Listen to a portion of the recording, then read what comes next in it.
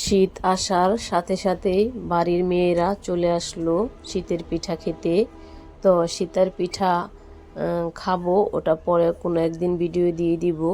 তবে আজকে হালকা পাতলা রান্না করে সবাই একসাথে মিলেমিশে খাবার খেলাম, সেটাই আজকে তোমাদের সাথে শেয়ার করতেছি। এই তো আজকে রান্না হচ্ছে এই মুরগির রোস্ট, পোলাও, শুটকি ভর্তা, ডাল। কারণ গরুর মাংস বা অন্য অন্য খাবার তো সবসময় খাওয়া হয়, তবে আজকে বাচ্চারাও যাতে খেতে পারে বা আমরা বড়রাও যাতে সবাই একসাথে খেতে পারি, এর জন্য খুব সাধারণ একটি রান্না রেসিপি করলাম যাতে সবাই একসাথে খেতে পারি। তো মুরগির রোস্ট রান্না করতেছি লাকড়ির চুলায়। তবে আমাদের চুলাটা দেখে কেউ খারাপ বা পচা মন্তব্য করিয়েন না, কারণ এখানে আমরা সব সময় রান্না করি না, মাঝে সাঝে আনন্দ বশত এখানে রান্না করি। তো ননদ আসছে বাসায়, ননদের বাচ্চা কাচ্চা সবাই আসছে, যার কারণে আমরা আজকে মাটির চুলাতে আনন্দ করে রান্না করতেছি। আর চুলাটা লেপাপোছা হয়নি, এর জন্য কেউ পচা মন্তব্য করিয়েন না। যাই হোক, এই তো আমি মুরগির রোস্ট প্রায় রান্না করা শেষ পর্যায়ে রান্না করতেছি। এই তো আমার লাকড়ির চুলাটাও সবাইকে দেখিয়ে দিলাম। এই তো রোস্ট রান্না শেষ করে এখন পোলাও দমে দিয়ে দিলাম। আর পোলাও হতে তো সময় লাগে না, আর লাকড়ির চুলা রান্না তো অনেক টেস্ট, সেটা আপনারা সবাই জানেন। প্লিজ আপু ভাইয়াদের উদ্দেশ্যে একটা কথা বলে যাচ্ছি, আমার ভিডিওটি ছোট্ট একটি লাইক দিয়ে ভিডিওটি কন্টিনিউ করুন, যাতে আরও 5 জন ভিডিওটি দেখার সুযোগ পায়। আরও 5 জনকে ভিডিওটি দেখার সুযোগ করে দিন, প্লিজ প্লিজ প্লিজ।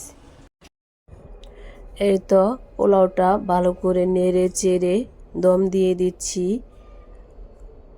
কারণ লাকড়ির চুলায় পোলাও রান্না করলে পোলাওটা অনেক সুন্দর হয়। তবে আমি গ্যাসে রান্না করলে আমার গ্যাসের পোলাওটা বেশি সুন্দর হয়। এই তো পেঁয়াজ বেরেস্তা দিয়ে পোলাওটা সুন্দর করে সাজিয়ে নিচ্ছি, পরে আস্তে করে দম দিয়ে দিব। আর এই বেরেস্তা পোলাওটাকে আরও অনেক সুস্বাদু করে তুলবে। এই তো রান্নাবান্না শেষ করে সবাই খেতে বসছি। অনেক ক্ষুধা লেগেছে সবার, কেউ গোসলও করি নাই, শুধু ননদ গোসল করছে, বাচ্চা কাচ্চাদেরকে গোসল করাইছি। আমি আর আমার শাশুড়ি আমরা কেউ গোসল করি নাই, আগে খেয়ে নেই তারপরে গোসল করব। যাই হোক, খেয়ে দিয়ে আবার চলে আসলাম বাচ্চাদেরকে নিয়ে পাশেই আমাদের একটা ইউনিভার্সিটিতে, গাজীপুর কৃষি বিশ্ববিদ্যালয় এটা। তো দেখেন ওরা এত খুশি, খুব খুশি। আমার 2টা পরী, একটা রাজপুত্র, ওদেরকে নিয়ে চলে আসলাম, ওরা বেজায় খুশি। যাই হোক, অনেক ঘোরাফেরা করতে আমি মাঝে মাঝেই চলে আসি এখানে ঘুরতে, কারণ আমার মেয়ে যখন অনেক যন্ত্রণা করে বা বলে ঘুরতে যাব, তখন আর কোথাও যাই না, আমি এখানে চলে আসি।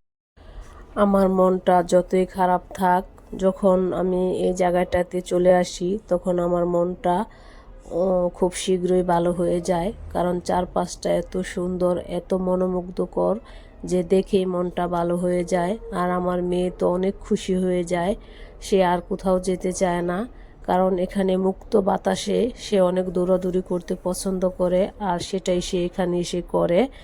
যাই হোক, খাবার খেয়েই একটু জিরাতে পারিনি, চলে আসছি।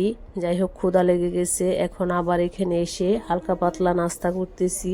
তো এখানকার খাবার ভালো সুস্বাদু খাবার নেই, যাই হোক পুষ্টিকর খাবার আছে, এটা দিয়েই নাস্তা সেরে নিচ্ছি। এই তো অনেক কথা বললাম, কথার মধ্যে ভুল থাকলে মাফ করে দিয়েন। আজকে এই পর্যন্তই, আল্লাহ হাফেজ।